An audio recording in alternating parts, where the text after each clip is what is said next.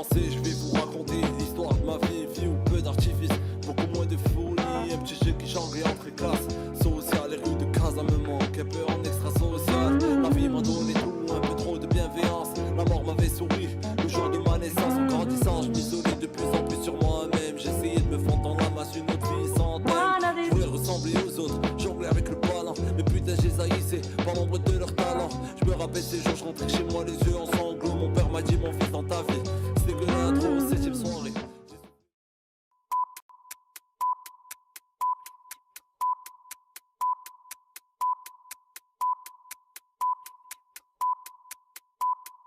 In Europe to have confirmed a coronavirus case.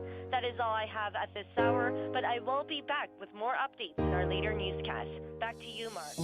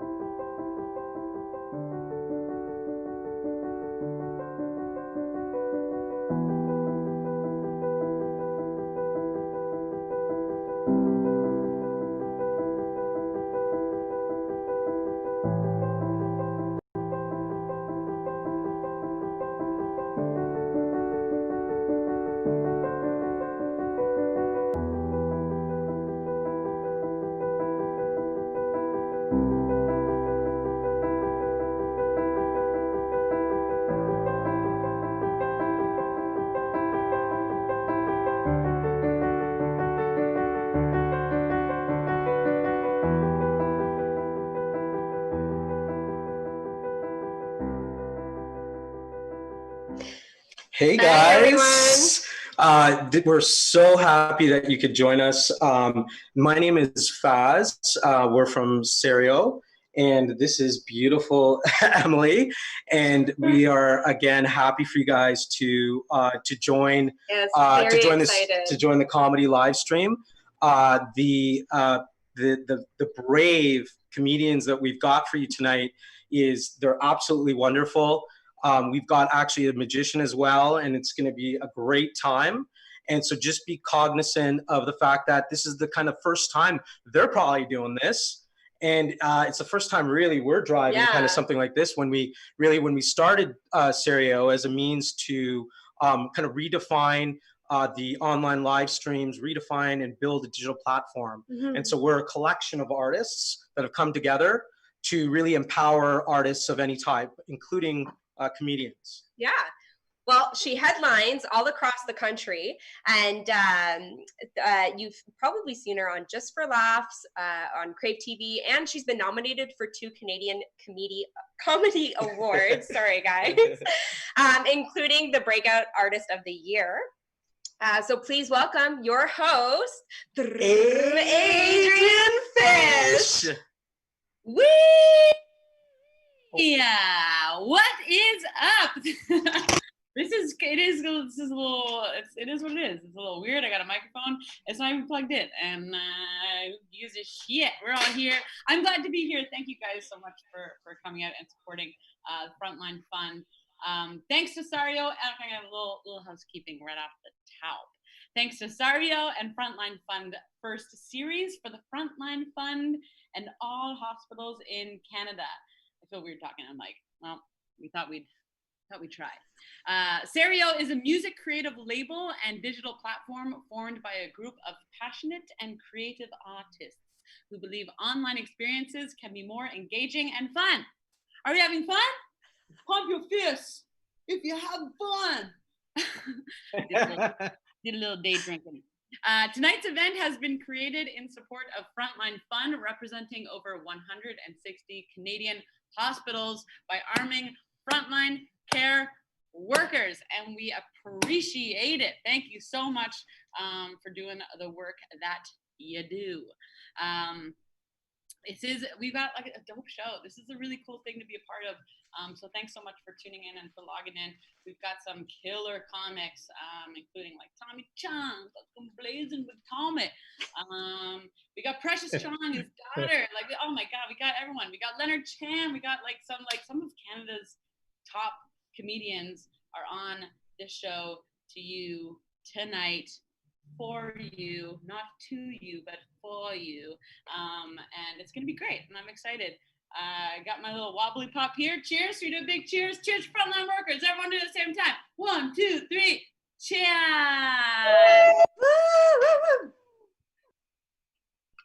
Dope. Yeah. Yeah, it's weird. This is weird. It's a weird time. We've gone from like making sourdough bread to defunding the police. Like a lot has happened in like a very short space of time. And frontline workers have been, you guys have been, I've been banging on my pots, banging my pots. Pots is the name of my girlfriend. Boo! No, I actually, I have not been banging anyone. Me and my lady actually split ways. We split ways back in January. So that's a nice time to be single, huh? During COVID, just single it up. What's fun? I mean, it was a tough breakup for me because it's a breakup. A breakup sucks. I feel like I lost like half my heart and half of my soul. It really felt like I lost like half my rent. Like, this is crazy. Like, you cannot be single and live. Well, right now, I mean, we got that sweet serve. We don't talk about blah, blah. But you cannot be. I just heard everyone across in this whole chat go, serve! Extended for 2 more months. Boom. But you cannot be single and live above ground. Like, there was a point where I was like, these rent prices, I'm like, should I just get back in this relationship? Like, is this and all my buds were like, no, you gotta keep going, you gotta find true love. I'm like, I don't know, do I want like true love or do I want like, natural light? I don't know. It's like a toss up. You gotta really toss it up. Toss it up. It's weird when you can see yourself doing stand-up.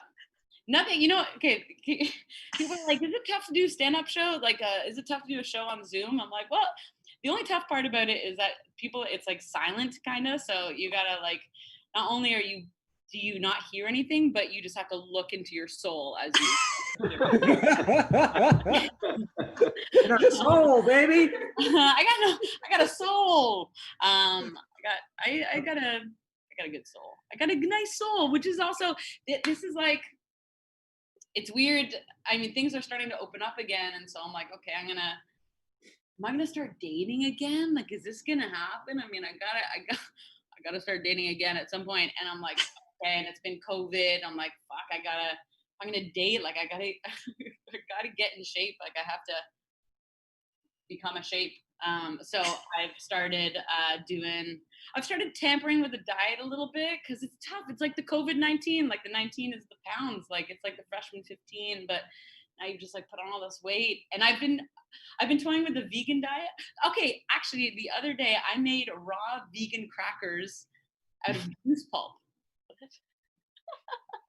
Yeah, which actually they tasted like a carpet. I was literally a rug muncher in that moment. But vegan stuff, I feel like is one of those diets that's so restrictive that I can't really fully follow all the time. Whereas I feel like vegetarian, I became a vegetarian, but I didn't even really try to become a vegetarian. What happened is I got a dog a couple of years ago, and I've heard apparently that dogs have the intelligence of a 2-year-old. You guys heard this? Pigs have the intelligence of a 5-year-old, and cows have the intelligence of a 7-year-old.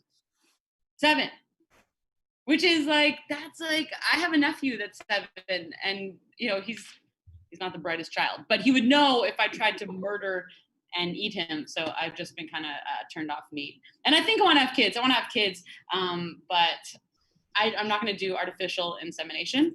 Well, these guys are shooting blanks, so I got to do something. But I'm not going to do 18 plus, right? We can do this, right? Frontline workers, you guys are cool, right?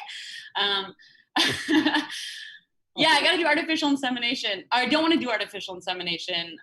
What I'm going to do is I'm just going to have a threesome.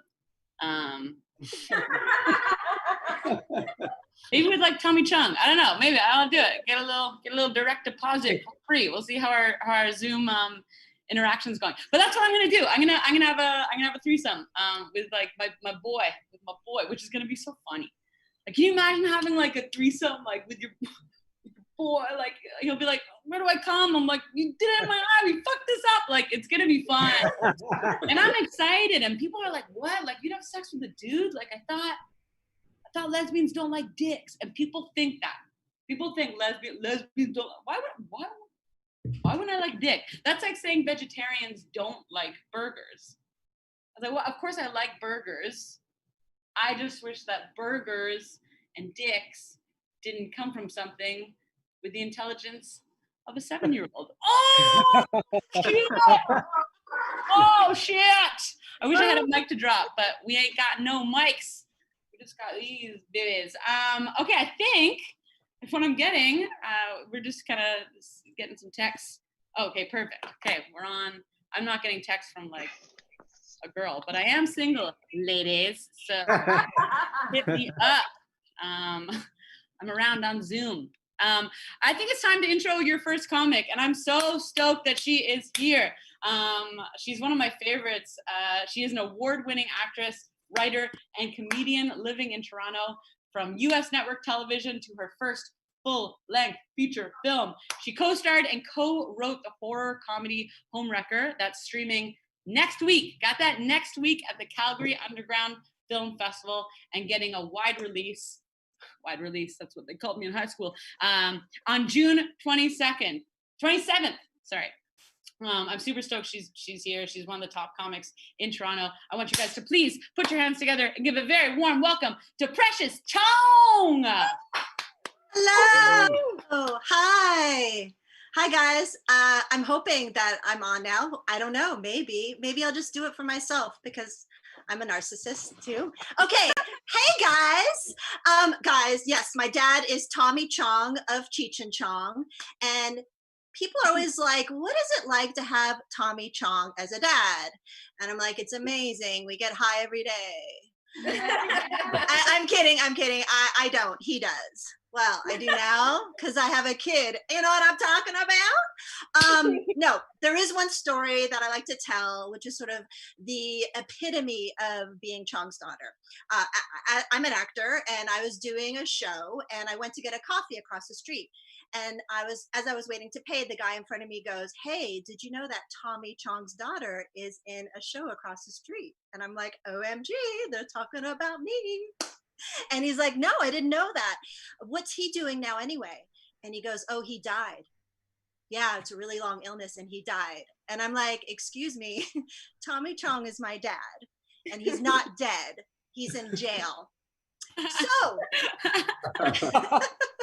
So when my dad was in jail, he would try to set me up with some of his inmates. True story. He would give them my home address. And I'd be like, Dad, he'd be like, Precious, they don't have anyone to write to and they're never getting out. So I was like a hot ticket with those convicts. I had to beat them off with a stick. I'm kidding. The guards did that. But there was one guy who I thought was kind of cute. He was doing time for selling prescriptions. And my mom's like, he's a doctor. But it didn't work out because he said our relationship made him feel trapped. Bam, bam, bam.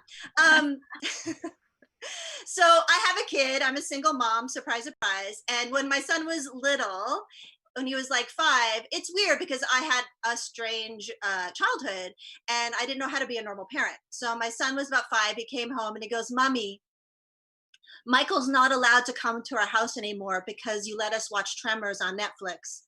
And I'm like, Jesus Christ, my parents dropped acid and took me to see Taxi Driver when I was 3. I don't have a frame of reference for that.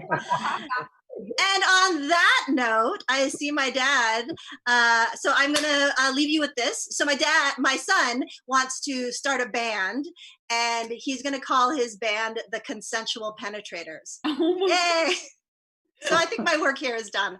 See you later. Bye. Thank you so much, Precious. Round of applause for Precious. If you're at home, give it a cheers. Woo! Woo! Woo! That was awesome. That was dope. I am so stoked for our next guest, as I'm sure you guys are all as well. He is a Canadian American actor, but Canadian, writer, director, musician, cannabis rights activist. So light your doobies up. He was born in Edmonton and moved around his whole life. He is known for his Cheech and Chong comedy albums and movies with Cheech Marin, as well as playing the character Leo on Fox's That 70s Show, which we all fucking dig. He's done it all. He is a visionary and has fought for what he believes in his whole life. I want you guys to please give a very warm welcome to Tommy Chong. Woo! Yeah, Tommy. Woo! Tommy. Okay, so we're just having a bit of a technical banger here. I know. What's happening? Okay, is Tommy here? Am I on now? Yeah, you are. I see you. I don't see anyone. Can you hear me? I can hear you. I hear you, but am I on or no? I see you. You see me, Dad? Yeah. Okay, we're good. Okay, we're all good. Thanks, guys. Okay. Hi, Dad. So it's my turn? Your turn. I got to be funny? No, we're gonna ask you some questions.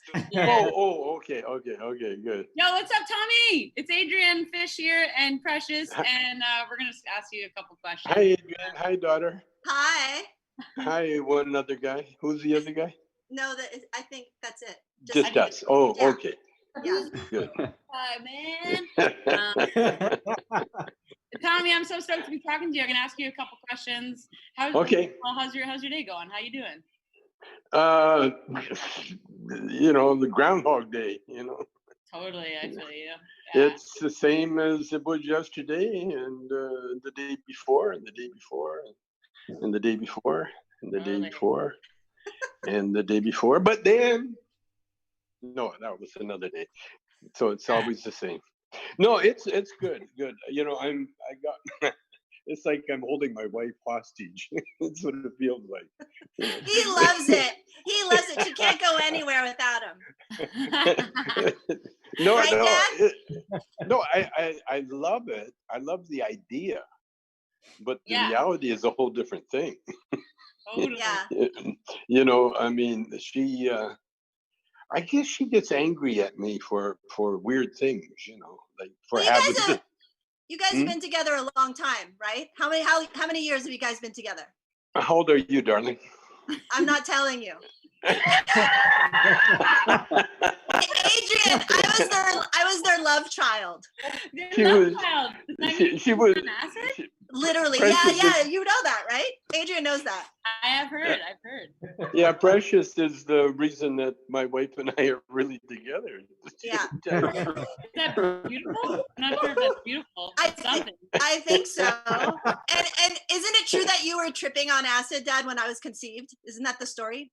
Yeah. At least he was. We both were. When he was conceived, and not like when she was giving birth. That's that was true. Like the craziest trip. That's true. I was there. I was there when she gave birth. No, you weren't. You went to get a nightgown for Mom and left her. No. When you were. When she was giving birth. Yeah. When your mom was giving birth. It was to me. That was pretty funny. No. You freaked out and left.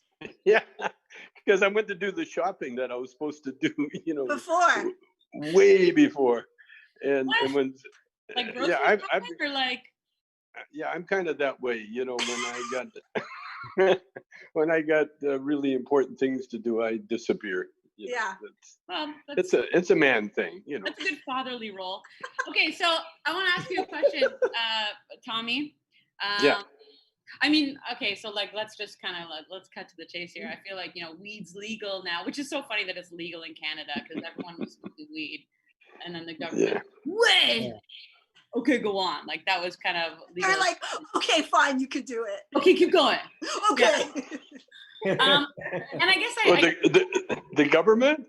Oh yeah. The Canadian government. The Canadian government. I mean, I guess my question for you is it like satisfying for you to see it start to like legal? Because you've been fighting for this for so many years. Like, is this actually like I wasn't really fighting for legalization as much as I was fighting for,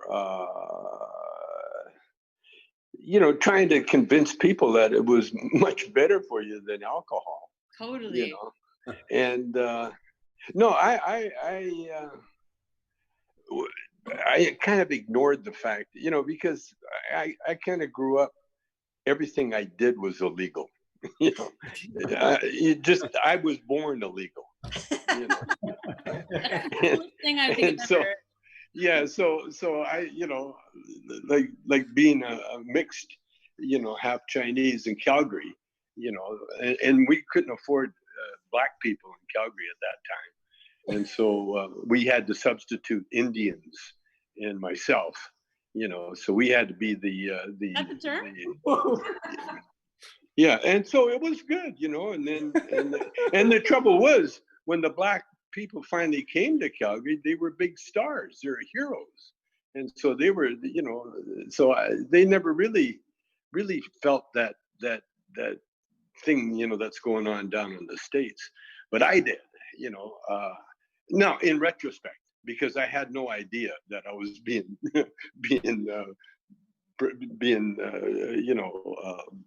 treated badly for being brown, because that's basically what I was. Now I found out that I'm 8% Native, so a lot of that, and I pissed a lot of natives off on Twitter, because I said, I found I'm 8% Native, so I'm going to open a casino. And then all these natives wrote in and said, well, we do a lot more than just open casinos. Which is true. Yeah, it's true. Which is very But true. so what? Casinos make money. Making, Indian shit doesn't make any pay the bills, So that's what I was talking about. These are all very technical terms we're using here. Make sure you donate. The Indian shit. Yeah. So, Dad, I got some letters here. I got some letters here that you wrote me when you're in jail. Oh, good. I thought it'd be funny. I'll read it. Shall I read an excerpt? Yeah. Sure. Everyone, you're like, yes, yes. Okay. Yes, yes, yes. Thank you. So this is December 15th, 2003. Oh, that's good. He goes, well, things are getting kind of exciting, I guess. Another escape attempt. Attempt in the prison across from us. The guy hid in a garbage dumpster, almost made it, but got caught by an off-duty CO. I've been kicked off the garden duty. Oh. During the day. How come you got kicked off? I guess I said something over the telephone or something. I don't really care. I have to get back to writing again. No, I missed slow. the count. No, I was over working in the garden, and they have a count. Oh, right. You got to be beside in your cubicle beside your bunk, standing up straight at 2:00. And no one told me about it. At least if they did, I didn't hear it. And I was out in the garden. I was having a good time. You know how I am. And then I seen a guard walking across the field, marching toward me. And then he yelled at me, and so I met him halfway. And then he goes, "What are you doing here?" I said, "Nothing. I'm in the garden." And he's, "Are you supposed to be here?" I said, "I guess. I don't know." He says, "You know where you're supposed to be?" And I said, "No." He says, "You're supposed to be beside your bunk at 2:00, and for the count, I could do this, blah blah blah." And I said, "Oh, sorry." And so he says, "You're not allowed out here anymore. You understand?" "Oh, yes, sir." So I went back and and then we have to stand by our bunks because it's a low minimum security prison. And so what used to happen is people would disappear because we had old people for guards, like old ladies with Parkinson's and stuff like that, and so it wasn't they weren't really seriously looking at trying to keep us in jail. And so what they would do, people would, because of the, what do you call those, the cubicles, they weren't cells. They were 6 feet high, those cement walls, and you could crawl over. And so you could crawl over a cubicle and be counted as an escaped prisoner, for instance. And what they used to do, they used to, go out for the weekend and, go to a motel and have a little rendezvous with, and then they would sneak back in because they had the system of guys covering for them to make the count. And then they would fake, like put fake pillows and stuff to make it look like he's sleeping. And the guards, they didn't give a shit. They just count and they would ignore that. And so what happened, they found one retarded prisoner, I shouldn't laugh, but it's pretty funny. They had him in jail. He was a young kid. He had no idea why he was in jail. And he wanted to go home. Sad. He wanted to go home to his grandma's. Oh my God, Dad! And at night, when you look out, you can see the lights of Bakersfield. And so he thought that was home. Oh God. And so he just left. And he had to swim across a viaduct. This is getting worse. I called it. And he did. He swam across the viaduct. He got to the other side, and some state troopers stopped and saw him, and said, "Where are you going, son?" He said, "I'm going to my grandma's house." He said, "Well, where's your grandma live?" In Los Angeles. "Oh, well, we'll drive you to the bus stop." And so they drove him to the bus stop, put him on the bus. And then they decided, I guess the next morning they found out that he was missing. And so then they put out the big, missing prisoner. and the guards or the cops that drove him to the bus, they said, "Oh, we know where he's at." and so they had to pick him up. Anyway, that's why they had to do that count where you had to stand up next to your bunk. And that's, I've got some incredible stories of Taft. I mean, some are like one guy. What about the pooper? The pooper. I like the pooper. Oh, story. well, I'll get to that later. But one guy had a missing leg, and so because he's in a federal prison, they had to give him his medical, things that he needed medically, and so they got him a wooden leg, a new prosthetic leg. And so next thing you know, he's on the track practicing with his leg, and then about 2 weeks later, he disappeared. He ran away. Okay. Well, I mean, I feel like probably prison you kind of want to run away from as it is. Well, for a lot of people, escaping was the game. I mean, it can give you something to do. Who can blame them, really? And is prison really like? That's my is prison somewhere where we, and not to get political, but let's get political. Like, is that actually? Is it? Does it serve its purpose in society? And as someone who has been to prison, do you think it like made you better? What did prison being do for you? Well, everybody's worried about socialism, but a prison is an example of socialism, because you got everything taken care of from morning to night. You got all your food, everything. And there's a lot of, especially federal prisons, and the camp I was in was really good, really nice. Mm-hmm. I mean, when they started the prison, they were ill-equipped. You see, when they build prisons around these poor areas, they hire the people that can't aren't smart enough to get a job at Burger King end up working in the prisons, and so the inmates are a lot smarter than anybody that's running the prison.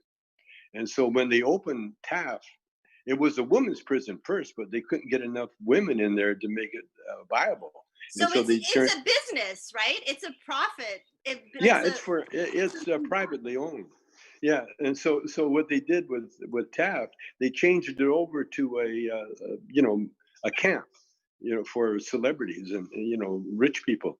And but the trouble is when they moved the prisoners from the other prisons, they never had anything together.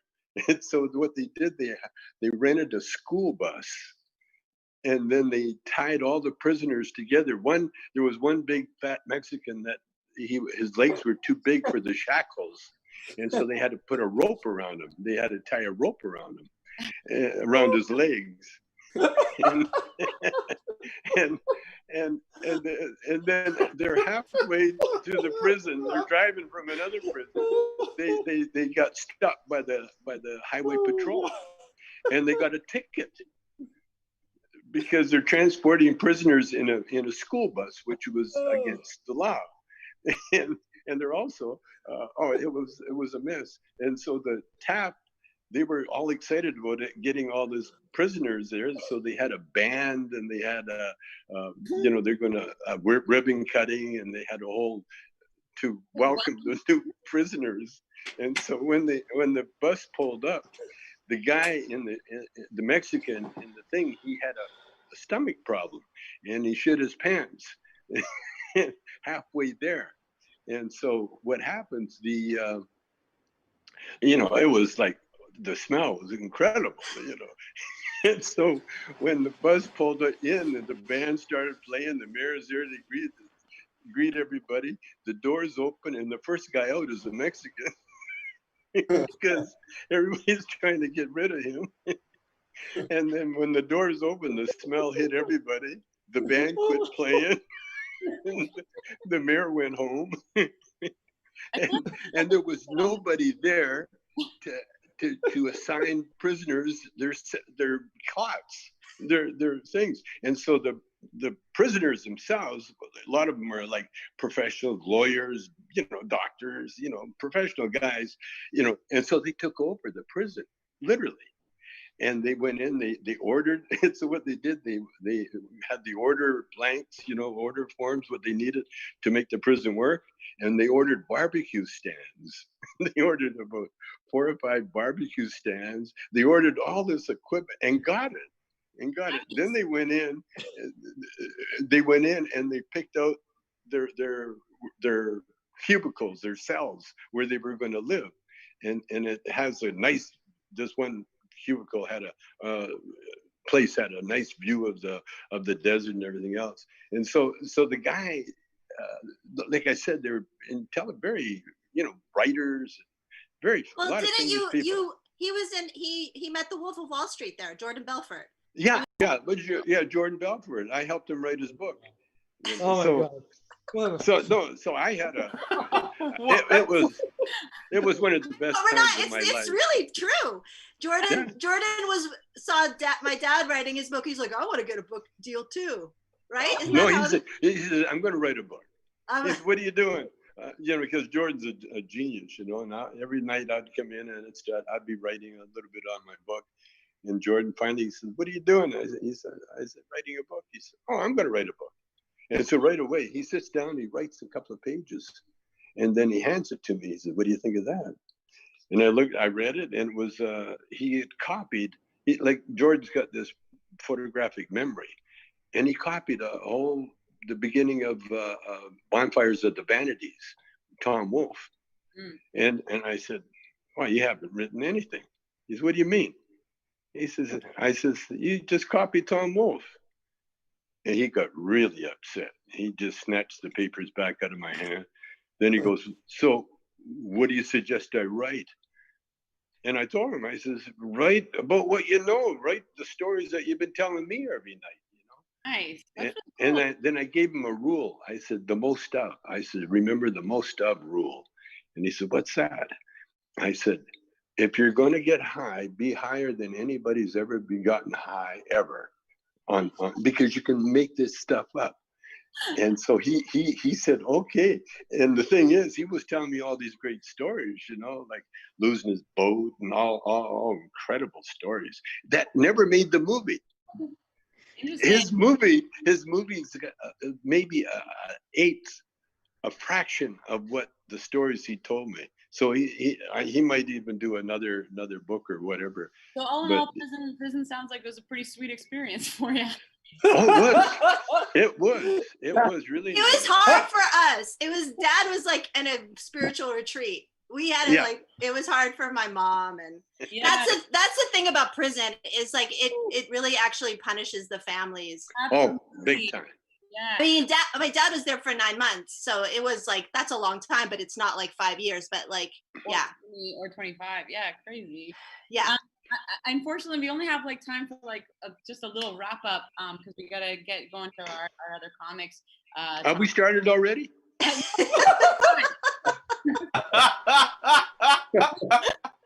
This isn't a test? Tommy, do you wanna say Is this a real thing? This is it, man. Oh, I was going to change. Oh, okay. Take your clothes off. Tommy,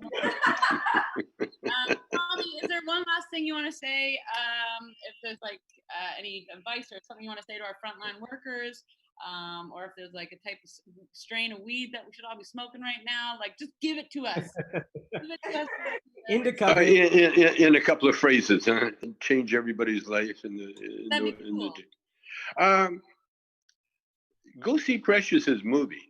I think that's what you got to do. It is one of the best, the scariest. I couldn't look at it half the time. Nice. It was too scary for me. I mean, I'm in a movie called Color of Space or something. Color Out of Space. Color Out of Space, and it was too scary for me to watch too. I haven't seen it yet. It's too scary. But go see Precious's movie. That's Dad. really what I would say. Love you. Love you. Okay. You got to go. Okay. Thanks so much for joining us. We really appreciate your. I can go now. I think so. I can go back to to torturing my wife. I'm not as deaf as she thinks I am. Guys, one more time for Tommy Chong. Tommy. What are those things called? The dabs. I don't think anyone's doing dabs these days. It's too crazy out there for dabs. If you've ever done a dab, don't do it ever again. And if you're about to eat some weed brownies, you can always eat more. You can never eat. That is something I learned the hard way multiple times for some reason. Yeah, that was dope. That was Tommy Chong. There was a trip there. I feel like I was high on acid. Do you guys feel like I felt like I was like, am I high right now? When you like talk to him, you're like, I think I'm high through Zooms. We're gonna go on to our next comic. Thanks so much, Precious, also for joining us for that. And for leading us through that. Precious, that must have been wild to grow up with your dad. That was just the whole thing. 100%. Thank you guys so much. Okay, the next comic. This next comic I'm stoked for. He started comedy in grade school as a form of self-defense. He's been on the Halifax Comedy Festival, the Winnipeg Comedy Festival, and the Olympics of festivals, which is the Just for Laughs in Montreal. He's dope. He spent some time in the writer's room for Kim's Convenience, which we all know and love. And he is currently developing a show with the CBC. So keep your eyes peeled for that. I want you guys to please give a very warm welcome to Leonard motherfucking Chan. Hey, how you guys doing? Oh, this is great. By the way, the whole time I'm watching Tommy, I'm laughing so hard because I'm thinking, how the fuck am I following this? Why is anybody following this? Why? And why does it have to be me? What the fuck? Who did that? Why? Oh God. But this is great. Zoom. I'm in my basement. I love it. I have the brick wall just to pretend I'm still doing comedy in an alley the way I like it. Man, it's weird. It's weird doing comedy on Zoom because you don't get to see anybody. But luckily, my ego does a lot of the heavy lifting. So just so you guys at home know, whenever I tell a joke afterwards, this is what I see.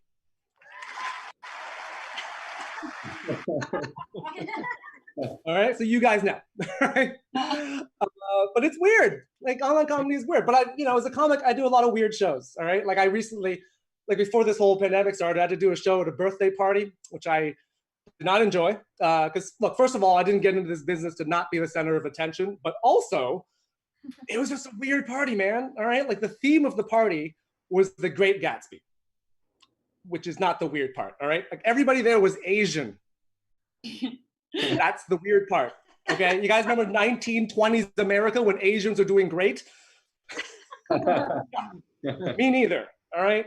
Like the only historically accurate person there was the DJ because she was laying down tracks.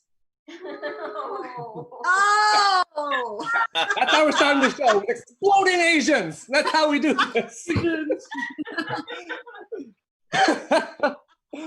But man, no, we're doing fine. Asians are doing fine now. We're doing good. I love it. I like being an Asian. I mean, this whole COVID thing put a damper on it at the beginning, but it's going all right. This isn't my first pandemic, all right? Like Asians age really well. I've been around since the Spanish flu. You guys have no idea. 135 years old. That's the thing about Asians, all right? Like we age so well. Like this is me right now, all right? But like overnight, I'm gonna look like this. I'm 133, and then overnight, this is what happens. All right, I just age. So yeah, man. So we're here because of frontline workers. We're raising money for them, which is fantastic.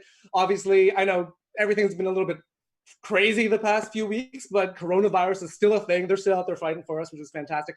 One of the it's weird. Like one of the last shows I did before this all started was I was on a cruise with my wife because we're stupid. So yeah, we were on this cruise and it was brutal because we were supposed to like stop in Puerto Rico and they wouldn't let us off because pandemic. And we're like, oh, where are we gonna go? We live on a boat now. And then they said, you can go to Fort Lauderdale. So we went to Florida, which is great. All right. Like, thank God for Florida. Like I have never said that before in my life until now. Thank God for Florida. They're cool, generous. They don't care what diseases you have. Like Florida is amazing. So yeah, but the fun thing is like, we didn't know if we were gonna get to go to Florida, and that they were like playing all these movies to like try to distract us from the fact that coronavirus is going on. So they're playing like It's a Beautiful Day in the Neighborhood and A League of Their Own, which both starring Tom Hanks. And by the way, if you're trying to distract people from the coronavirus, maybe don't put on movies starring our most famous actor with coronavirus. Like what the ridiculous. So yeah, and we ended up in Florida. So we get there and we're off the boat right in the middle of spring break. All right, like just teenagers everywhere doing keg stands. And let me tell you, all right, like we may not 100% agree on how China has handled the coronavirus, but they would have never let this fucking happen. Okay.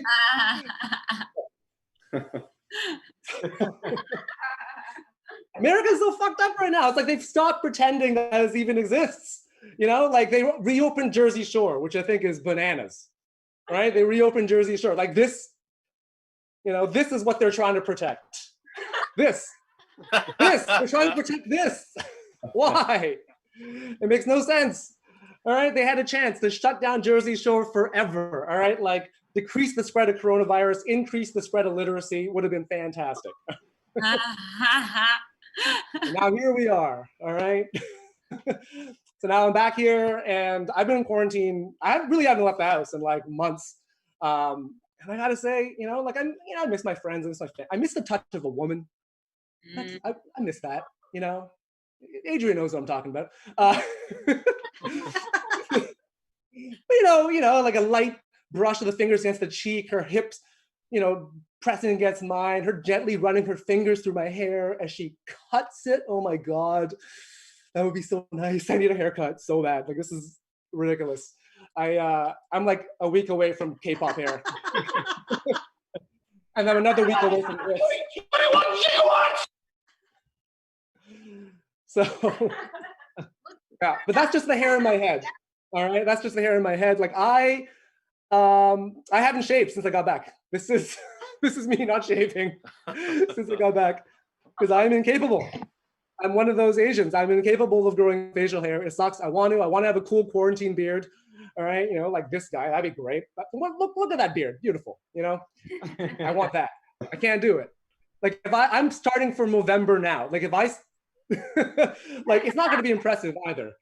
Like by the time I get to November, like the best it's going to be is 12-year-old Mexican girl. Like it's not good. But yeah, I'm it's good. I'm like, quarantine has been all right. Like I've been working out, because it's like prison, like Tommy said, he knows it's like prison. I'm this is me working out, got my workout gear. And we got like a ton of cats, which is nice. You know, we have a lot of cats because I'm here. I need somebody to talk to. All right, I need somebody to talk to, and these cats are amazing conversationalists. Let me tell you. All right, like we discuss politics. You know, like the other day I was having a discussion with the cats. I was like, hey, you know, who's our favorite socialist leader? And I was like, Lenin, and they were like, no, Mao.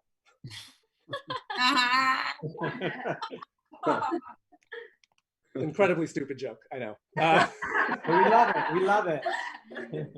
But yeah, I mean, one of the good things is like I'm starting to wash my hands. I used to be one of those guys who never really washed his hands properly. Like my wife, she nagged me about it all the time. She's like, "You gotta wash your hands," and now I do. I totally do. All it took was apparently she had to threaten to kill me and everybody I loved. So there you go. It works. And like we gotta do this for the frontline workers, right? Because they're trying to save us from all this, and they have no equipment. By the way, this is the closest I'm gonna get to being a doctor, right? My parents was like, "Yeah, I'd be a doctor, make a lot of money." Now I'm a comedian. I'm raising money for doctors. So take that, mom and dad, okay? Because they don't have enough money, right? They're fighting this shit with a paper bag, all right? You know, like if they wanted more equipment, they should have been police. That's what they should have done. You know, they went through like 8 years of med school, and they all they have is garbage. If they went through 6 months of police training, they could be fighting COVID with a goddamn tank.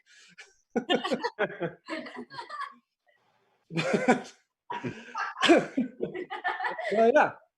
So, anyways, I'm here. I'm actually quarantined with my wife, which is great. They're letting Asians marry white women now. It's fantastic. I love it. I married a white woman, in case you know, because screw those white guys and their Asian girl fetishes. I'm taking one back for the team. All right, need this. The team's getting killed right now. But here's a fun fact. My wife's name is Jackie, and if you guys are paying attention, my last name is Chan. So yeah, that's my name. I'm married to Jackie Chan. Yeah. So no, it's good. You know, like here's the thing. Like we're both following our dreams. It's really nice. You know, like I'm following her dream of being a comedian, and she just recently quit her job, which I don't love. Like before pandemic, she quit her job, high-paying job in consulting, take a no-paying job in animal rescue. And she's following her dreams. Good for her. Yeah. You know, totally fucked up my dreams, but that's fine. Whatever, that's fine. But it's great. This is what you do. This is what you do when you're in a relationship. You know, like I'm supporting her dreams of, you know, I love her. I support her. She loves me. She supports me. But look, I think we've hit a point in our relationship where it's time for us to open up our marriage. Because we need somebody to pay for things. Like dreams are so goddamn expensive, guys, all right? Like this is it. I'm going poly for the money, all right? Like boy, girl, I don't care. If their assets are liquid, my sexuality is fluid. All right, you guys have been fantastic. Thank you guys so much. Again, I can't hear you guys, so this is what I see in my mind.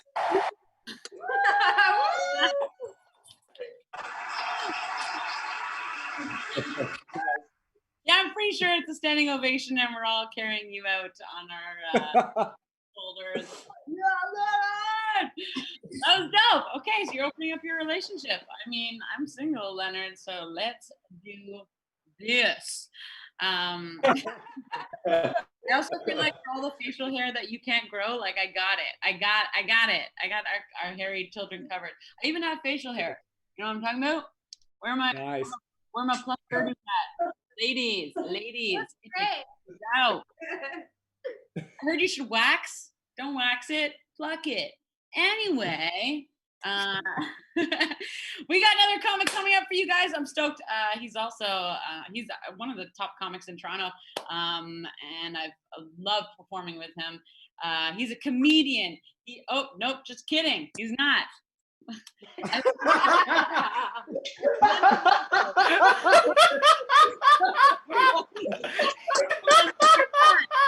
more shot. Okay, here we go. Let's try this again. Shake it off. The performer you're about to see, not a comedian. He comes to us from Vancouver. Well, West Coast, bro. He has performed for the Edmonton Oilers, Coca-Cola Corporation, great corporation, and was on a TV special called Off the Wall. He's won several awards in close-up and comedy magic. Please welcome to the show, Chris Yuill. All right, thank you guys very much. Sounds like everybody's having fun so far. Let's keep going with that. That's cool. Tell you what, my name is Chris Yuill. I'm going to do a little bit of magic for you, a little bit of comedy. Anything you don't find funny up here today, it's probably the magic part, okay? So keep that in mind and we'll do fine. Actually, you guys, I got something right here. Do you guys like card tricks? Do you like card tricks? Yeah. I hear some people. Well, that's too bad because we're going to do a rope trick actually. So I hope you like rope tricks. A little piece of rope magic for you guys using these three. Let me just grab the other two out here. 3 pieces of rope, as you can plainly see. That's 1, that's 2, that's 3. As you can see. Though, I have a short one. I meant a rope, actually. Not something else. I do have a short piece of rope. I also have a medium-sized piece of rope. There's the medium one right there. And of course, as you can plainly see, that is the long, very, very long piece. All 3 are different right there. You might be looking at me a little weird, thinking, yeah, they look alike, don't they? They do look alike. Actually, you know what confuses most people? You know what confuses them? It's actually the long one here. Yeah, it's never the short one or the medium one.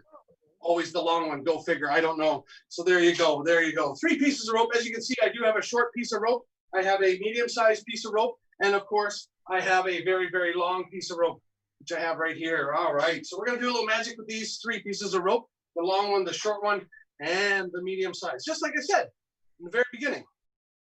I have a long piece of rope. I have a medium-sized piece of rope. There's the medium one. And of course, the last one, as you can plainly see, that is the short piece, all 3 right there in front of you. But when I started this trick, I had 3 that looked alike, didn't I? Yeah. Whoa. Yeah, sort of like now. Are you guys confused? Some of you are confused. Yeah, a few of you look confused. Tell you what, I'm going to actually, I know it's confusing you. I'm using 3 pieces of rope. 3 pieces is really tough to follow. Let's get rid of a couple pieces. We'll do a trick with the long one. How's that sound? We'll get rid of the short one and the medium one, and we'll move on with things. How's that sound? Fair enough. Hey, do you guys ever wonder about weird and wacky things? Why things are, how things are? I do a little traveling with this, with my show, and I'm always wondering about weird things, wacky things, why things are. Like, tell me if this is not weird. Why is there no such thing as a B battery? Now think about this. You have A batteries, double A's, triple A's even, C's and D's. No such thing as a B. Obviously, I have more time on my hands than you people do to be thinking about stuff like this. Okay, this one you guys will all agree with. Why is it whenever you phone a wrong number, you never get a busy signal? That's right, you always get that same person, don't you? I'm sorry, wrong number. This is the weirdest one of all. Has anyone ever seen one of these things? Hangs beside the toilet? I'm sure you've either seen it in a public restroom or even at home in your own bathroom. Like, who invented something like this? And why? This thing hurts, people. I'm going to stick to the paper. You guys can have that. All right. Tell you what we did. I did promise you some rope magic, a little piece of rope magic, using this piece of rope, the long one right here. I'm actually just going to tie a nice tight knot in this piece of rope. Something like so. All right. Something like that, of course. Now, of course, my job as a magician is to actually get rid of that knot. All we have to do is give it a little rub, a little squeeze. Just like so. You can actually pull the knot right off the rope, just like that. There you go, coming at you. There you go. I almost hit the camera. Perfect. All right. Tell you what, same piece of rope. We're actually going to take the rope. We're going to cut the rope into 2 equal lengths. 2 equal lengths, just like so. 2 equal lengths of rope. So, okay, define equal. Not quite equal, but that's fine. We're actually going to tie it back together again, and we're going to try and make it back into 1 solid piece of rope again. This one I suggest don't blink. Don't blink because you'll actually miss it. But watch this. Here we go. Back to 1 solid piece of rope again. Here we go. Don't blink. Here we go. And there it is. Back to 1 solid piece of rope again. Yeah. Thank you. Thank you very much. There you go. So, yeah, some of you guys probably aren't buying that, are you? Buy that over in Ontario way. So there you go. I'm just kidding. Actually, I tell you what, that never fools anybody. Actually, I tell you what we're going to do. I was trying to trick you guys. We're going to actually do a couple of quick impersonations for you guys using this this piece of rope right here. Let's see here. Let me see. Oh, how about a pair of sunglasses? Maybe like Elton John. Elton John, yeah. Or how about a bunny rabbit? Maybe a bunny rabbit? No. My grandmother. This is an 18+ show, isn't it? My grandmother. Whoa, hang on a second. We'll leave my grandfather out of it. Tell you what we're going to do, though. If I want to restore this piece of rope, all I have to do is give it a little tug, just like that. And there it is, back to one solid piece of rope for you guys. One more time, just like so. There you go. All right. One last time. Here we go. I'm going to actually tie the rope one more time. We're going to actually tie it like that together. I'm going to give it a quick cut. I have something right here to cut it with. Right there. And there we go. For the final time. Back to one solid piece of rope again. There we go. Oops, there we go. I keep missing that middle one, don't I? Yeah. Oh, actually, I'm sorry. Oh, my camera. Oh, there we go. I'm sorry. I apologize. It's my fault. It is my fault. Actually, it works a lot better if the knot is down there, closer to the bottom like that. I'm just kidding. Tell you what, we're going to get rid of that, and we'll get on with the show. And there it is, back to one solid piece of rope, you guys. One more time. There you go. I hit the camera again. Perfect. All right. Tell you what, though, I am going to do one more quick rope trick. It uses the same piece of rope. Whoops. Yeah. Did you guys all see that? They're shaking their heads, yes. You guys probably all saw that. Okay, I know what you're saying. I know what you're thinking. Magicians up their sleeve, all that kind of stuff. Let me just get rid of this and we'll get on with the show. It's not the short one. Hang on a second, that's not even the long one. Wait a second. Wait a second. Hang on. I think I got it. There we go. There we go. I got it. I think I got it. There we go. I think I got it. Uh-oh, stuck on something. Let me just check. Yeah, there's the problem right there. Okay, now we got it under control. There we go. Now we got it under. You guys weren't supposed to see that. Now I'm gonna get all mixed up in my work here. Hang on. I'm getting tied up in my work. All right, I think I got it. Oh, it's going up the sleeve, down my pant leg. There we go. I think I got it. Oh, there we go. There it is. All right, there we go. Now I got it. Now we got it under control. There it is. It's stuck again. Kind of look like Pee Wee Herman there, don't I, folks? Yeah, coming in a theater near you. So, some of you will get that maybe later. It is stuck though. Let me check one more thing. Let me just check. Yeah, there's the problem right there. Okay, now we've got it under control. There we go. This is rope burn, by the way, ladies and gentlemen. You can figure out where it's going here. All right, let me get rid of this. You guys weren't supposed to see this. Hang on. I think I got it. Oh, there's the knot. Okay, there we go. I think I got it under. I'll just cut the darn thing. It's oh, wait, I think I got it. Hang on. Oh, what the heck is up with this? So, yeah, I never know how those duckies get in there. I never know how those. No, I know how those duckies get in there. What I can never figure out is always where this little guy comes from. Come on out there, sweetheart. Give her a big round of applause, ladies and gentlemen. On my stage, just like that. There you go. Tell you what, that's my time. Hope you guys enjoyed that. My name's Chris Yuill. Thanks again, Adrienne. Thanks again, everybody. And thanks again to the frontline workers. They're doing an awesome job. Thank you very much. Bye-bye. Holy shit. That was crazy. One more time for Chris Yuill. Chris, that was crazy, man. You got rope burn on your dick. You was like, it's so weird that you had a bird. Okay, here's the thing. Here's my question with dicks. I feel like we're at that time of the show where the lesbian asks questions about dicks. Tune in. My own show called Lesbians and Dicks. So where, I don't know, the rope was going up there and I'm like, okay, here's a question though. I wasn't sure where it was, but like, where does it go? Where's your dick go when you like ride a bike? Like, this blows my mind. I see dudes on their bikes and like, where is your cock? Is it like on? One guy told me it sits on top. He's like, oh, no, it just sits on top. I'm like, what do you Sits on top? Like, just like your bird. I'm like, what? I just picture like this like eagle. And it's like flying on the bike. Ball talents. We are frontline workers. Here we are. Okay. Well, always throw a next comic on a dick joke. You know, that's what I always say. I'm stoked to bring on your next. Oh, before I bring on the next comic, I just want to one more time make sure that you guys know that you guys can support Oh, a dick joke, and then make sure you support this, okay, guys? You want to donate? The link shown on your screen, which is www.frontlinefund.ca, or it's in the chat windows. Make sure you donate because it's to a good cause. And then you can also shoot me a message and let me know where your dicks go when you ride on a bike. Your next comic, I'm gonna get it right this time, guys. Your next comic is a comedian. He's a writer as well, and he's a future Real Housewife of Atlanta. He's Just for Laughs Montreal homegrown talent, and the creator of The Ethnic Rainbow, which is a dope show. It's one of Canada's first and only comedy shows for LGBT comedians of color. I want you guys to please give a very warm welcome to my man, Brandon Ash-Mohammed. Woo! It's me. What's up? Oh my god, I got a fan and like some drama for you guys. We're listening to Honey by Mariah Carey. We're having such a fun time. How is everyone? How is the frontline workers? I'm putting in my headphones. Yeah.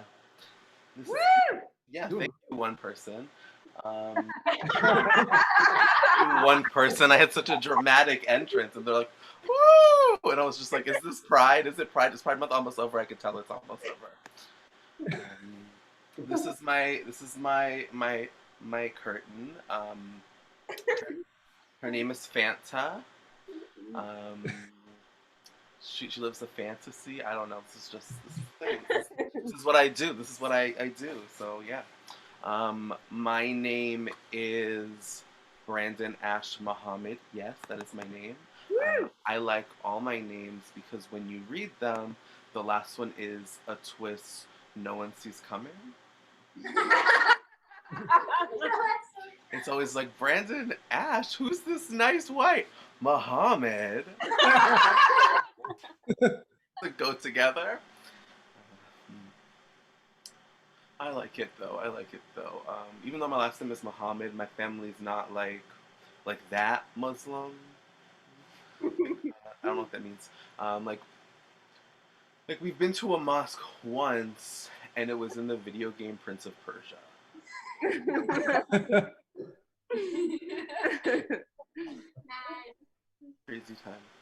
Crazy time. I have been trying to come up with an analogy to explain to people how I can look Muslim, have a Muslim last name, but not actually be it. This is what I've come up with. Okay. I am to Muslims what the peanut is to nuts. So one person got it. Okay. So it's like I look like nuts. I have nuts in my. I forgot the joke. I fucked up the joke. Fuck that joke. I don't know. I haven't done this in a while. Have you? I know. Thank you. Thank you for loving me. A little bit more about me. I'm Trinidadian. If you don't know what that, do you know what that is? Know what that is? I assume you guys know what that is. If you don't know what it is, Trinidad is a small Caribbean island right across from Venezuela.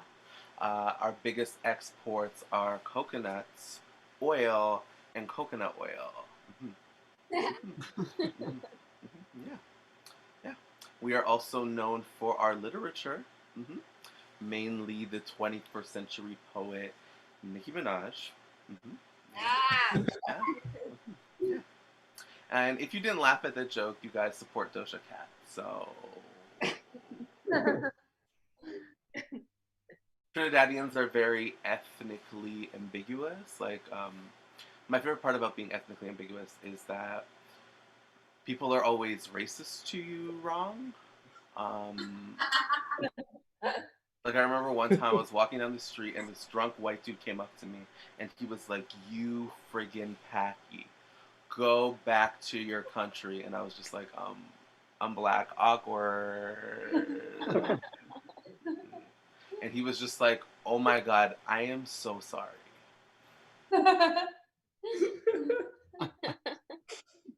I'm sweating so much. I'm sweating like the late Whitney Houston. It's a hard time. Take it off. Take it off. Ooh, it's this kind of show. Frontline workers. Okay. Yeah.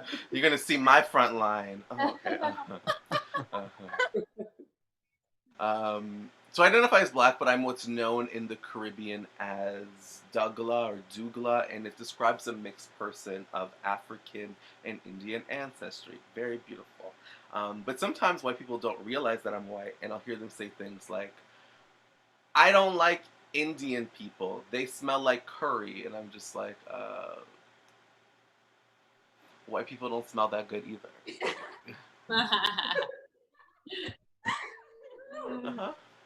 Like, no one's going down to Bath and Body Works to try to get like a candle that smells like the Calgary Stampede or something. Right? And you think about it, all the best scents have ethnic names because the best scents are Tropical Breeze, Island Summer, there's another one, what's it called? Lavender.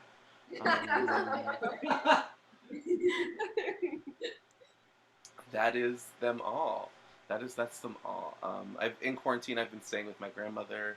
She's very fun. She's very vain, and her vanity has like no limits. Like, I remember a couple years ago, her eyes started turning blue, and she got really excited about it. She was just like, my eyes are turning blue. My eyes are turning blue.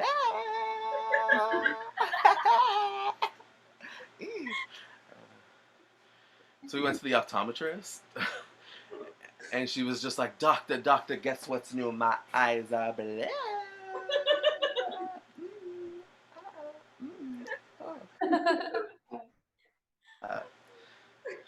And she was just like, Brenda, you have cataracts. Like, calm down. So yeah, I'm West Indian, I'm gay, and growing up in a West Indian family is very complicated. Like, I remember when I was coming out, I sat everyone down, and I was like, guys, I have to tell you something. And they're like, what is it, Brandon? And I was like, I can't tell you. And then I ran away. And I did that 5 times that day. Finally, my mom was like, okay, Brandon, you're either going to tell us you're gay or you're pregnant. And then my grandmother was just like, he looks like both.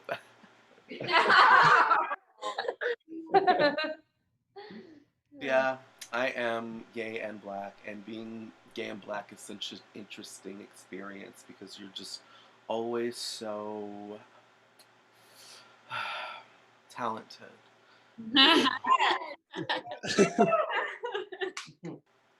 Like, think of any gay Black person you know. At minimum, they can do the splits. I once did this joke, and there was another gay Black dude in the audience, and he started laughing super hard at that part. And then I noticed he had crutches, and I was just like, what happened? What happened? Your split. Yes, show us your split. Honey, I'm not showing you the splits. This is not this type of show. This is not chat roulette. But anyways, back to the story. He started laughing super hard, so I asked him what happened. What happened was he was voguing, he did the splits, and he pulled his hamstring, and I was just like, yo, that is the gayest yet Blackest way to hurt yourself. Like, you guys think, like, bigotry is decimating my community when also it's gymnastics. Yeah. Fun times. I'm just starting to get into Zoom. I'm getting really into Zoom. It's fun.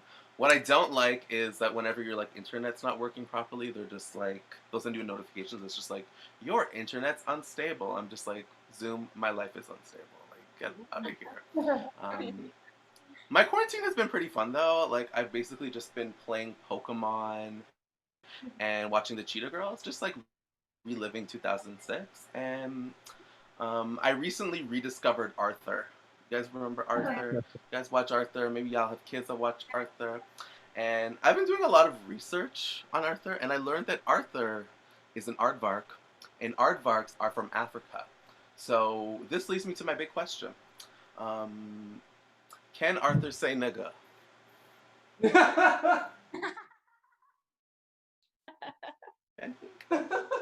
Can he?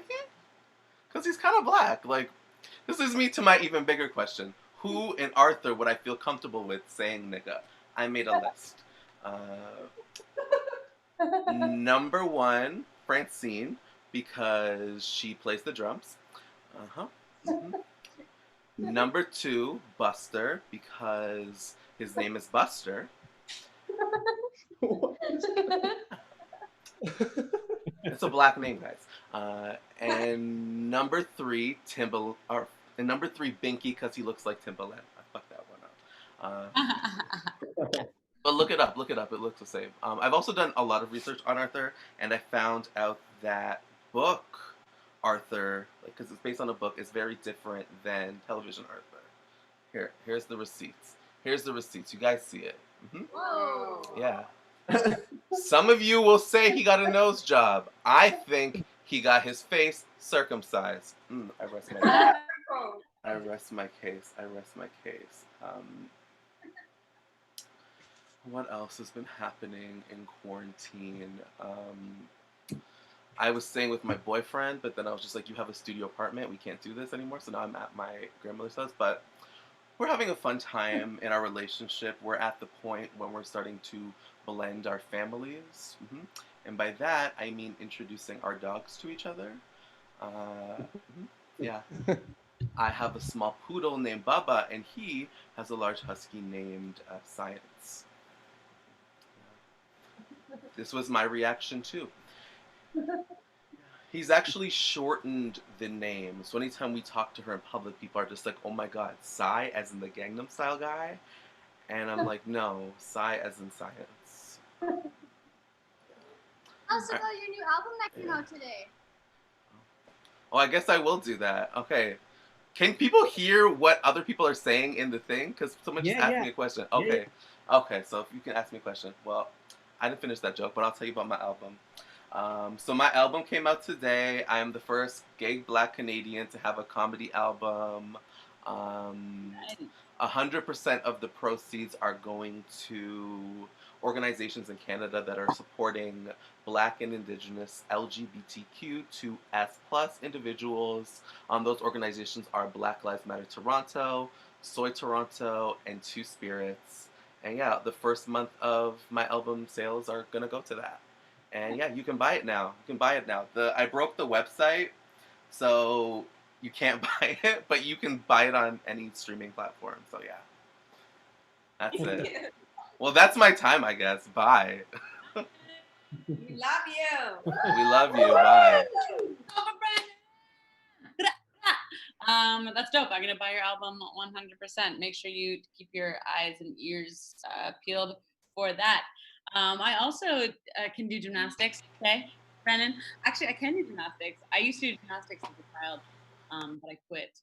Not because I was shitty at it, which I was, but I quit because my coach decided to weigh me,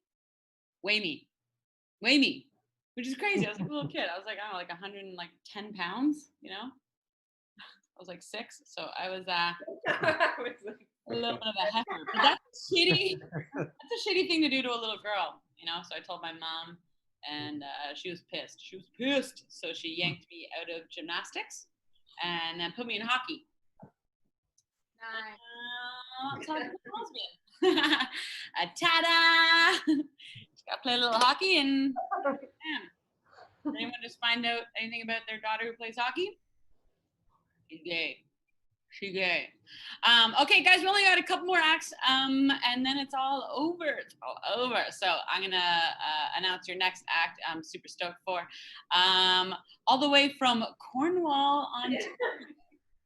His day job is morning radio host at Boom 101.9. So his voice is like butter. He's been doing stand-up for just a few years, and he's all around a great guy. Please welcome Dan Allaire. Thank you, Adrienne. Is this a good angle? Perfect. Good angle, perfect. All right, I think this is my good side. Good to be here, everybody.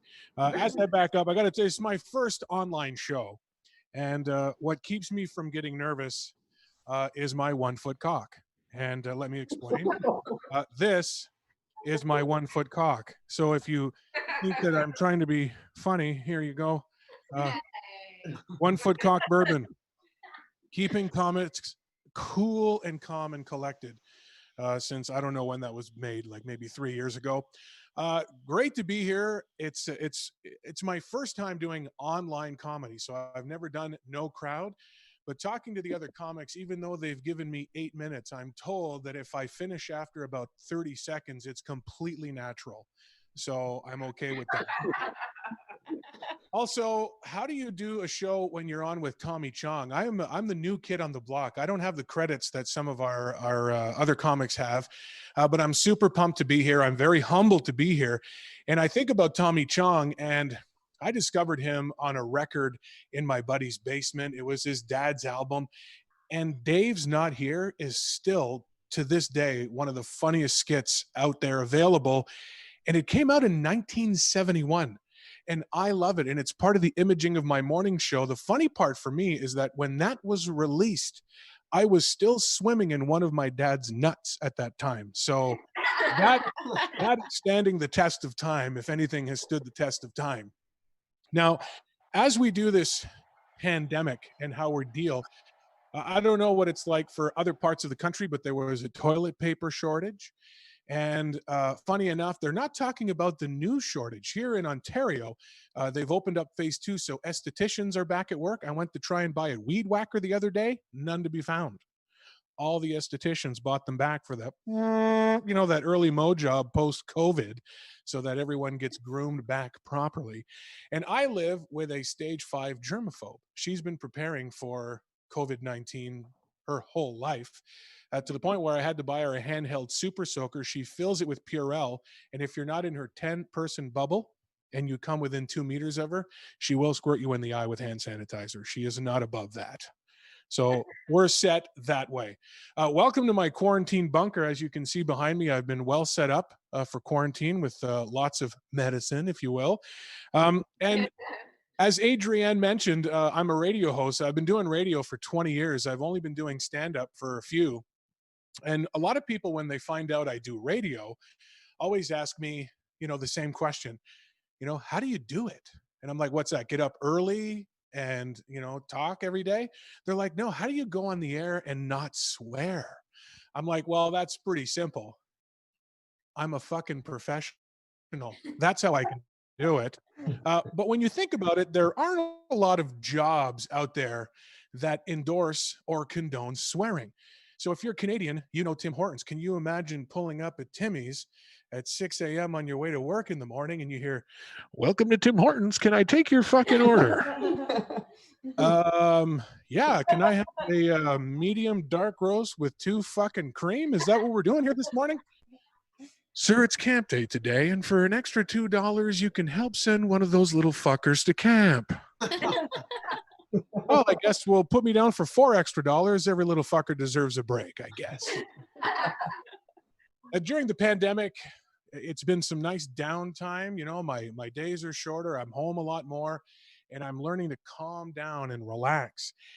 And one of the ways that I like to relax is to, I like aromatherapy. I'm old school, and it's not essential oils. I'm not a fucking witch doctor. It's candles, old school candles. And so I'm man enough to burn lavender or lavender, I guess, if you heard Brandon, candle. I'm man enough to go with the lavender. I'm man enough to do strawberries and cream. I'm cool with vanilla. But somewhere at Yankee Candle, their marketing department decided, you know what? We need candles for men so they feel less like pussies when they burn candles by themselves. So they came out with these man candles. I don't know if you've heard of them. The thing that makes this funny is it's true. You can look it up. One of the candles smells like 2x4. I don't need to smell wood when I'm rubbing one out. You know what I'm saying? Like there's enough pressure already without smelling wood. They have another one called bacon and another one called fresh cut grass. And those are like identifiable smells that are fun. But then the marketing department got a little too cute and then they came out with one and they called it Mantown. And it gets quiet all the time when I say that because everyone thinks the same thing. What the fuck does Mantown smell like? Well, I have a theory, and this is why I've never bought a Mantown candle. Mantown for me would smell like, let me bring you back to a nice hot July afternoon. And if you've ever seen a man, and I can't, you know what, my camera angle is terrible, but you know when a man just kind of like opens his leg up a little bit for no reason, you know, just does that lunge. Or sometimes if you see a man kind of do, there's the double as well. Like, you know, the man just kind of just bops for nothing. That is a man detaching his testicle from the inside of his thigh. And there's a little pocket of air that happens when the testicle detaches. That is what Mantown smells like in my mind. It's a little musty, maybe a little salty. If moist had a smell, it would be Mantown. Available at Michael's, by the way, if you're interested. And during the pandemic, you know, you're stuck at home and, you know, you're trying to figure out how can we keep this relationship moving forward? There's no dates out of the house. You can't go anywhere. So we decided one day that we would split the house in two. I would spend my day in the basement and my wife would spend her day upstairs. Now, the thing is, my wife's a little more into pop culture than I am. So we had a little bit of a misunderstanding.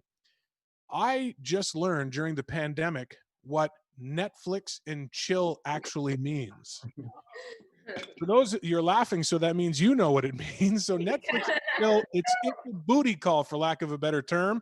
She knew that, I didn't. So we're like playing, let's pretend, you know, absence makes the heart. We'll just like flirt with each other on our phones today. Like it was a fun little thing for us to do. So my wife decides she's going to use that on me. But I don't know what she's talking about. So she sends me, hey, when you finally come up, do you want to Netflix and chill? So I read that, but she put Netflix and chill in quotation. So as I'm looking at my phone, all I read, because I've been alone in the basement all day, was, hey, when you come up, do you want to Netflix and chili? So I wrote, hell yeah, can you make it spicy this time? And she wrote back, how hot do you want it? And I was like, holy shit. I was like, however hot you think you can handle. And then I put a fire emoji, and then I put a cowboy emoji. It was amazing. Apparently, if I would have put an asparagus, it would have been perfect, but I didn't know what I was doing. So she wrote back, buckle up, cowboy. And now I'm looking at my phone thinking, this is going to be the best fucking chili I've ever had. So the magic moment comes. It's time to go up the stairs. The problem is I'm going up the stairs hungry. She's upstairs horny. We're on completely separate ages at this point. Then when I get upstairs, all the lights are off. I don't smell any chili, but my wife is lying there naked on the couch. Netflix is on pause, and the Mantown candles are burning all over the room. And well, I figured out what the chill part was. So we chilled, as the kids like to say. And when it was all said and done, she looked me square in the eye and she was like, that hot enough for you, cowboy? And I said, fuck yeah. When do we eat? She's like, what the hell are you talking about? I said, you sent me Netflix and chili. I expected a meal here. I feel like I've earned it. I worked up an appetite. She's like, you idiot. It's Netflix and chill. It's what the kids say for a booty call. I'm like, oh, a booty call. Just so we're clear, there's no chili happening here tonight. I just want to make sure. Hey, thank you to the front lines. Thank you for having me on this show. It's been very humbling. Have a good night, everyone. Please make a donation. Peace out.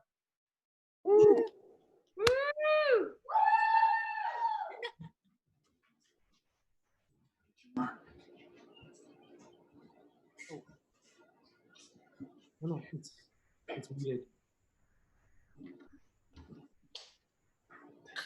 I was on mute.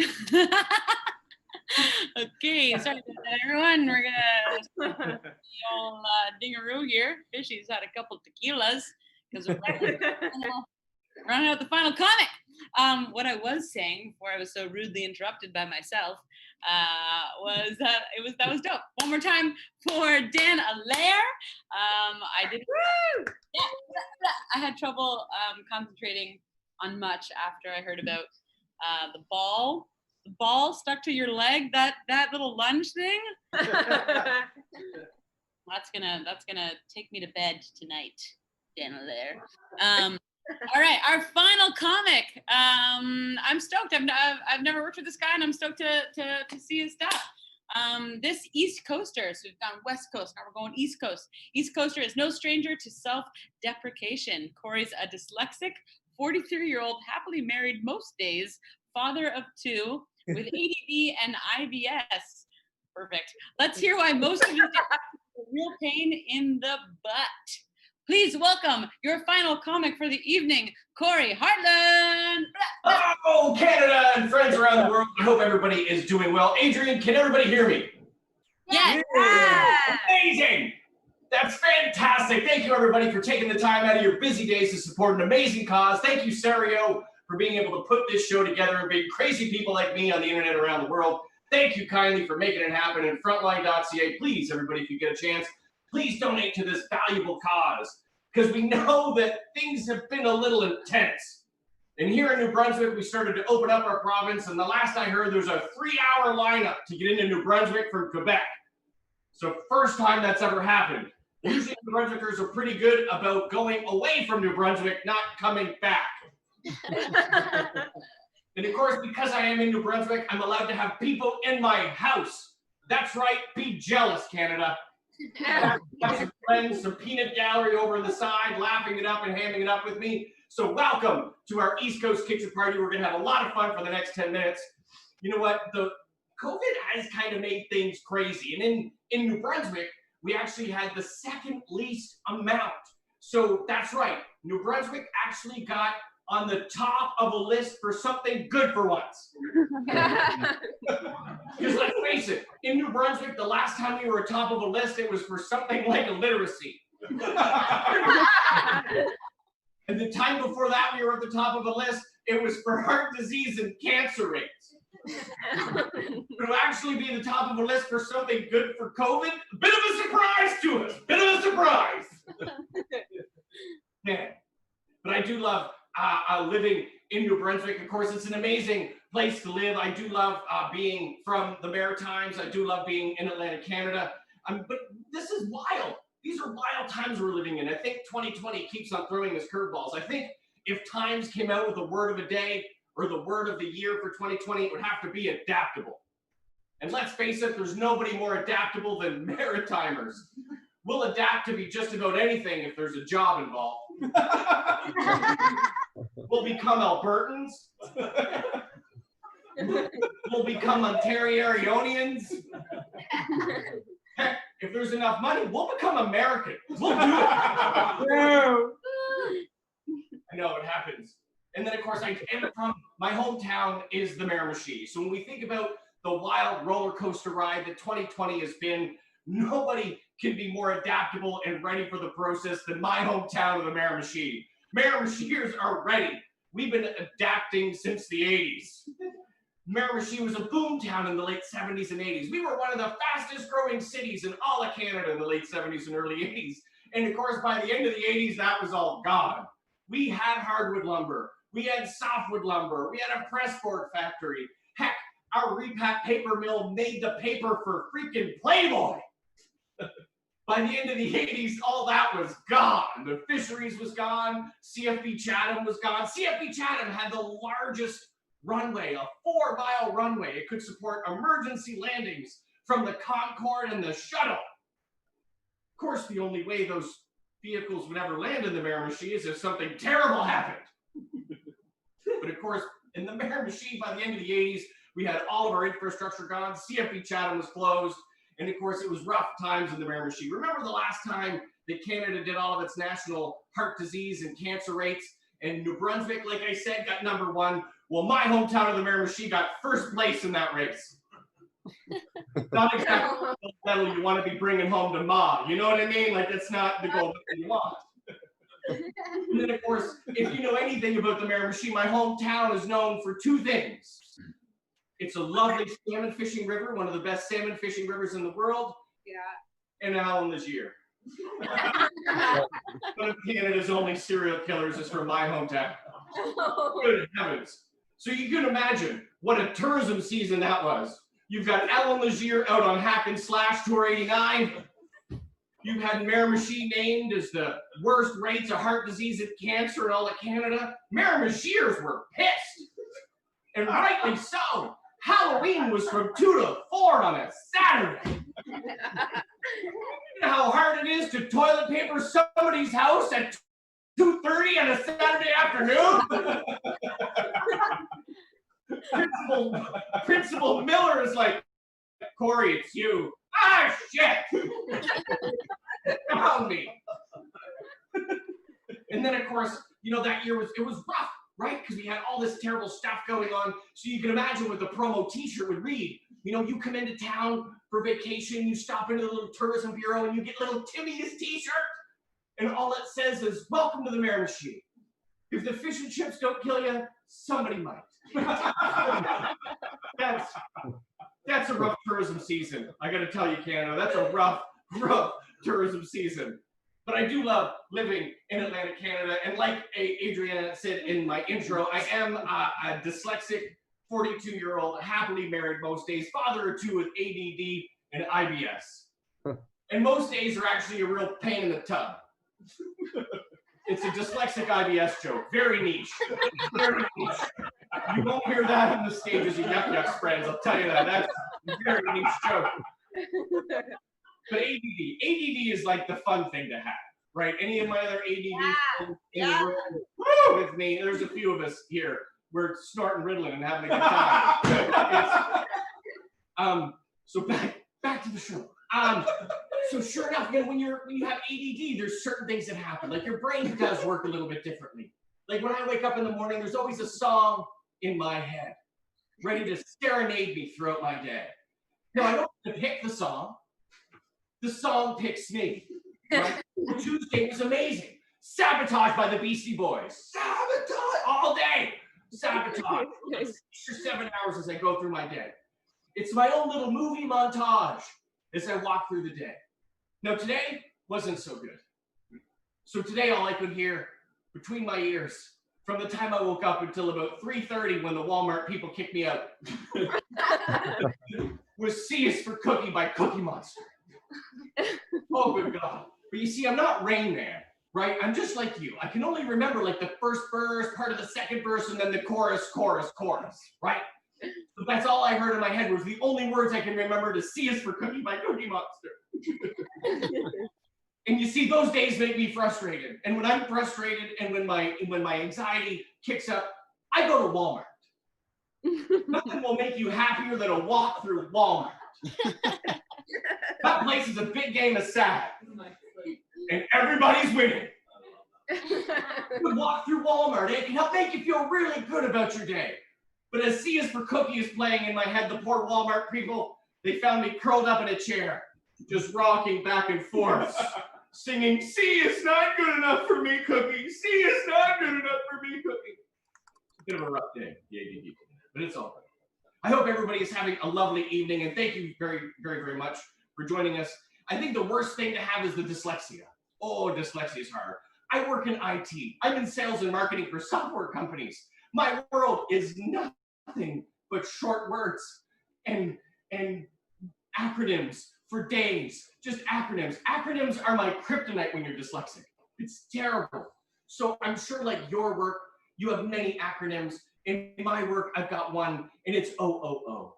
Do you guys know what OOO stands for? Anybody on the line who's laughing and enjoying this? Do you have OOO? Do you have to set an OOO?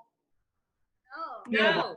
Right? You have to set your out of office, right? And then when you go away from the office, you have to set on your out of office. You have to set on your OOO when you take a little PTO. Anybody know what PTO is?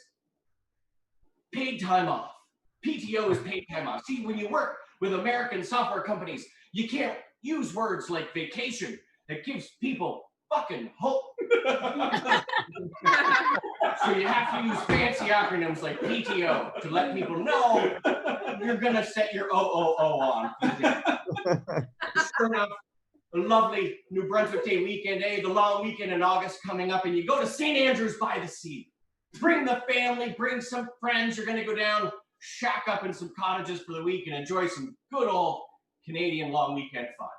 Hey, my friend Sandeep calls at 5 o'clock that day. He goes, that's odd. Sandeep knows I'm taking a short day today. What's up, Sandeep? Well, how can I help you? He said, man, did you check your OOO before you set it on? And I said, no, Sandeep, why? What did I say? He said, well, you've let everybody know you're going to be enjoying the long weekend in St. Andrews by the Sea to enjoy some of your hard-earned POT with your family. It wasn't quite October 17th yet. You know what I mean, Canada? You know what I mean? A few years ago. So yeah, not everybody that emailed me that had to know about that. Might not have been too far from the truth either, but hey, that's between me and that cottage in St. Andrews. Oh, boys, that's a good time. I don't care who you are. 43 now, starting to get a little bit older. My kids are getting older. I've got a 10-year-old and a 7-year-old. And of course, getting older, it gets weird when you get into your 40s. Like, I really wish my dad or one of his guy friends would have sat me down in my 30s and let me know what happens to the male body. Once you start to get into your 30s, 35 and 40, boy, stuff changes. Your hair. What happens to the body hair? I don't understand. Like when you're in your early 20s, it starts out, it's this beautiful little patch, okay, in the middle of your chest that you might call Pangea, okay? And then eventually, Pangea starts to sprout hair masses and move north, up over your shoulders. And now you hit 40 and all of a sudden hair is moving around your body like the fucking tectonic plates of the earth. And then of course, eventually, it moves over your shoulders and nestles right in the middle of your back. Oh, that's so glorious. Isn't that amazing? I now get to tell my barber where my neckline starts. Okay? He says gorgeous things in my ear like, are you going to wear a V-neck this weekend? I'm going to trim that sucker down so it's not chinoing up out of your shirt. You might want to reduce that. Good. When stuff breaks down. Hey, remember when you're 20s, you get hurt, you wake up the next morning, you put some ice on it, you're fine. I'll tell you what, when you get to 40, stuff will just break. I was walking through an airport in November. Of course, it wasn't in the last couple months. Walking through an airport in November, slipped on a little bit of water. 30-year-old me wouldn't have felt it. 43-year-old me had physio for 9 weeks. You love going into physio and you meet your physiotherapist. Oh, God love her. All of about 24 years old. Hannah was 25 and gorgeous. Looks like she could have been a yoga instructor. And Hannah sits me down and lets me know she's going to stretch me in some really weird places to try to figure out what I had done to myself. And then she's going to come up with a plan to fix me. So sure enough, Hannah does all of her glorious things, and she decides exactly what I have done. And now what I have done is I have pulled the upper end of my hamstring on my left leg. Now, if everybody knows where their hamstring ends, it's right in the middle of your left ass cheek on that left side, right where that left hamstring ends.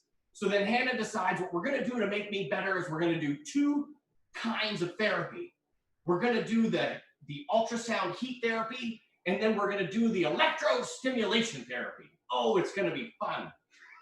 So Hannah lies me face down on a bed and gives me half of a wedgie. Oh, kind memories of high school. Hey, oh, it was glorious. And so Hannah decides that she's going to give me the heat first. Now, if anybody hasn't had the ultrasound therapy, looks kind of like the end of this microphone, like this one, eh? But she still has to lube up the area. So guys, when you've been in for your appointments, when your wife is pregnant, same thing, same ultrasound, same gel. Pretty sure you could knuckle one off with it really good.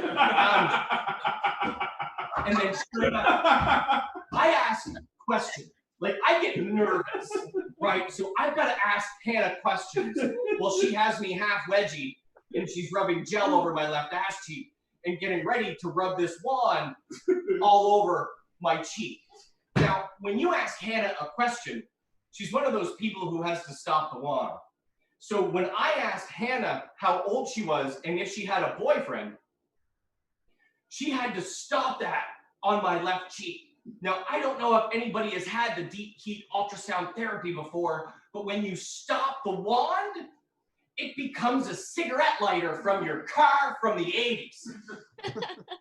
So when I went home, I got to explain to my wife why it looked like I was an extra in Pulp Fiction. And then we got to go, to the electric shock therapy or the electrostimulation therapy, not shock stimulation, it's different. But you know, she tried to put the electrodes on, but Pangea, right? Pangea moved there too. So now she's got to shave my left butt cheek to make the electrodes stick. And then she's turned the machine on. She said, "How is it, Cory?" And I'm, "Oh, that's not bad. It's almost a gentle pulsing massage. That's not bad on my gluteus maximus. That's okay. I can handle that." And as the seconds go by, and a minute, Jesus, about a minute and a half, I'm full twerk. Full twerk. Nicki Minaj would like to know what's going on my left butt cheek. It's like, how do you do that? I'm in her next video. It's going to be amazing. That was some crazy times to have physiotherapy in 43 for my hamstring. Poor Hannah. She never saw me coming when she read the pamphlet for physiotherapy school, I'll tell you that. I did see her after Christmas. She's doing really good in the call center. She had a job change. She didn't see me coming. Canada, this has been amazing. Thank you so much for spending a little bit of time with me and my friends and our East Coast Kitchen Party. A little words of advice before I end this evening. Thank you, Sairyō. Thank you, Frontline, for supporting this amazing event for frontline workers.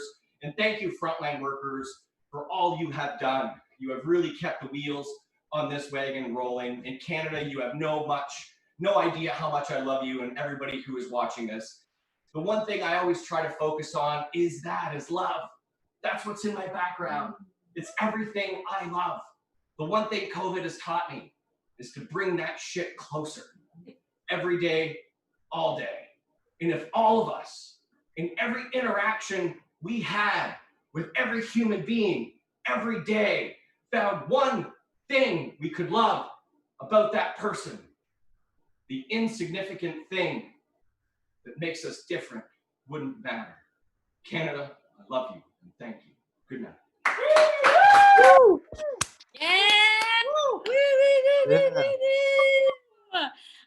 That was so dope, guys. One more time, give it up for Cory Hartlen. Wow. That was dope, and I really that final message. That was so great. Thank you, everyone, so much for tuning in. That has been our show. It's been all the things. It's been weird. It's been inappropriate at times. But we really appreciated you guys coming out and checking this feed out. Make sure you donate to frontlinefund.ca. And make sure to check out Precious Chong's video. One more time, give it up for all the acts that you saw. Raise your fist, pump your fist, clap for all the acts. Do a little cheers, do a shot. It's Saturday night. Get a little fucked up, do what you gotta do. And now, one more time. We'll be playing Precious Chong's video trailer for Homewrecker coming out next week, which he co-wrote and starred in it. So we'll be playing that right up next. One more time, thank you guys so much, and a big thanks to the frontline workers because you're doing the thing that we all need you to do. So much appreciate. We'll see you guys soon. Peace.